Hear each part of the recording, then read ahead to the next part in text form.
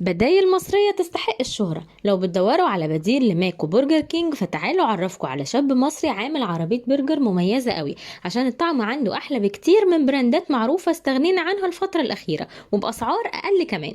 عمر عامل عربية اسمها برجر ستيشن حلوة جدا، وحبيت اجرب البيف والتشيكن علشان اتأكد ان الاتنين بجودة ما تقلش ابدا عن اي براند كبير.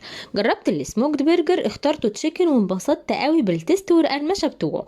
وجربت اكبر ساندوتش عندهم وهو برجر ستيشن، كان قطعتين برجر كبار وخس وبطاطس وكل الصوصات اللي ممكن تعوزوها، وطبعا ما قدرتش اخلصه لوحدي. ولو حابين بقى حاجه سريعه هتلاقوا عنده ساندوتش كفته وساندوتش بطاطس رول لذيذ قوي وكان في السريع كده. مكان العربيه في ميدان الجيش وبيوصل لحد جامعه عين شمس. عمر وغيره شباب كتير مصري عاملين عربيات ومطاعم تستحق تتعرف فعلا وتبقى بديل مصري قوي للمطاعم المقاطعه. لو انتوا او اي حد من صحابكم عامل نفس الفكره